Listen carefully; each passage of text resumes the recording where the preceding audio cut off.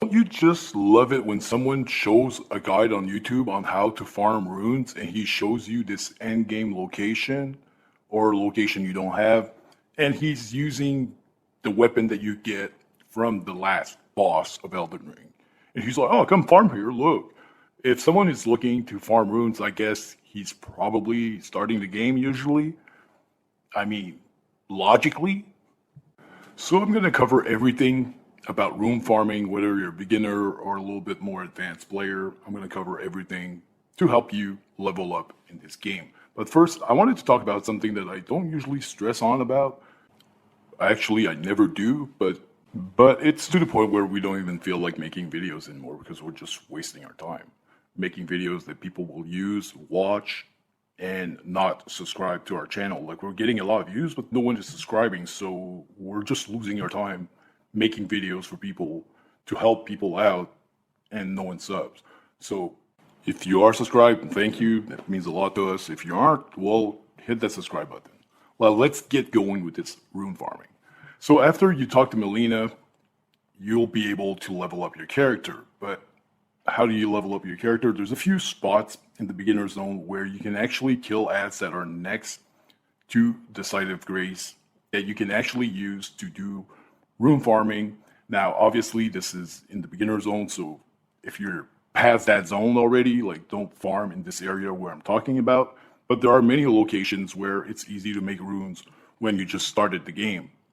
So if you are using this area right here just to farm this NPC a few times, you can level up maybe if you kill it like 3 or 4 times, but sneak up on the guy and kill him. And then the goal is to farm NPCs that are easy to kill, that gives runes that are close to the site of grace. Like this guy right here, you can do this right off the bat. Now, obviously, this guy does not give that many runes, so if you're anywhere and you can see that there are NPCs right next to the site of grace, you can farm that spot. It's going to be a good spot until you get to the good spots later on in the game. Now, there is one thing you need to know. At night, sometimes these NPCs, they have golden eyes, and when they have golden eyes, they will give you 5 times the amount of runes that they usually give. So if you do see an NPC with golden eyes and you think you can actually take him on and kill him, well, kill him. And it's going to give you 5 times more runes. Now, there are ways that you can increase the amount of runes that you get from NPCs. Like the golden scarab will give you a 30% rune drop. And you can also use the gold pickled fowl foot. Now, I have a guide that explains how to craft this item right here on my channel. Just look for gold pickled fowl foot on my channel, and the guide is all done in the beginner zone, so you can do this right off the bat, not too long after starting the game, because it's literally in the easiest zones of Elden Ring.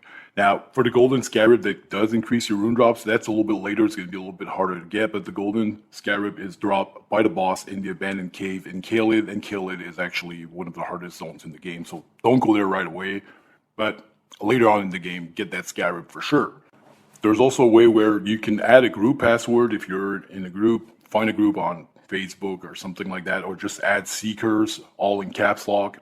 And every time someone will kill a boss in a group, well, a shard bearer, it's going to give you a 5% increase rune drops. But the fact is, if you do use a grace after getting that buff, because when you use a grace, it seems to reset it and remove the buff off of you. But in other instances where you're not farming, well, it can still give you the 5% while you're fighting other bosses and stuff like that. So it's still practical to have. Now, this zone right here is in the beginner zone. You will come across zones where NPCs are fighting each other. You can just sit it out and let them kill each other and then go to the grace, which is right next to here, and just reset it and do it again. But if you can kill the NPCs, do it. But if you can't, just reset the grace. You'll come across many zones like this where NPCs are just killing each other and giving you free runes. So if you do see a spot where people are doing that and it's worth waiting for it, like these NPCs right here that I just showed you, you could probably take them all out one after the other. At worst, if you're about to die, just run away and go back to the grace that's right next to it. A little bit later in the game, if you do come across the windmill village, well, there's these ladies that are dancing. Well, ladies, these monsters that are dancing, but they're pretty easy to kill. So that's another easy farm spot because they are right next to the site of grace. So you can kill them. There's like 3 of them, and then there's like 15 of them just dancing around. If you're able to kill them, just kill them. Now, before I forget, as you'll advance in the game, you'll get weapons that have AoE abilities that do damage across a large zone. So use whatever you have that hits the hardest and that can kill more than one NPC at the same time, or at least hit more than one at the same time. If you don't have anything, just kill them one after the other, but it's easier when you have an AoE ability. Now, right here, I was using the Wave of Gold, which is a special ability on the Sacred Relic. Now, you probably don't have that weapon, but if you join a Facebook group, maybe someone who's not playing the game anymore will want to drop you one off and give it to you for free. Don't pay for it there. Really just ask if anyone would be kind enough to give you one for free in a Facebook group like Elden Ring. And there's some people in there that have done it before. They just give away their weapons because they're not playing the game anymore. So you have nothing to lose by trying anyways. To conclude the video, the best way to farm runes is with the Sacred Relic, with the Wave of Gold. But any weapon that has a good AoE, there's another weapon called Runes that you can get later on in Caelid. That one's good too, but there are abilities that will let you hit more than one NPC at a time. Now, the best location in the game is by far Mohgwyn Palace, at Palace Approach Ledge Road, Side of Grace. The easiest way to go there is by completing Varre's questline, which is actually easy to do. You can do this pretty fast. At the beginning of the game, you see this guy with a mask, with a white mask. When you come out, you talk to this guy, he'll tell you to do something. Well, you just complete his quest. You can right there, right away, and not even kill anything and just go there and do what you have to do. And then you'll end up being able to advance the quest. So I have a guide on my channel. I'll leave the link in the description. You can just check this guide out. It's the video that's playing right now. I didn't narrate the video, but if you read what's on the screen, it's actually pretty simple to do. Once you get to Palace Approach Ledge Road, you will see all these sleepers. These NPCs are sleeping. There's also a bird on the other side of the crater that you can hit with a bow that usually will throw himself down the canyon. There's like a canyon and he's just going to throw himself down and kill himself, and he gives a lot of runes. At NG1, he gives like 13,000 runes, and if you're in NG2, it's like 26,000 and then 39,000 and so on. But if you have the Wave of Gold and you're able to kill the sleepers that are all just sitting there, well, you'll get I think it's like in NG2, you can get like 140,000 runes. If you get the ones with the golden eyes, even more runes. But you don't need to kill them all if you're not able to. But once you're there, the bird will be the easiest way for you to farm the runes there if you don't have the Sacred Relic and the Wave of Gold. But if ever you do have like a weapon that does do AoE, or maybe you won't be able to kill them right away because you won't hit hard enough, but just know that you can actually just hit the sleepers and throw them down the ledge. The ones that are sitting next to the ledge, use a repulsion spell, and it's just going to throw them inside the hole. There are some guards next to the sleepers that are not sleeping, that are walking around. There's like 3 or 4 of them. They do hit really hard, especially if you're low level.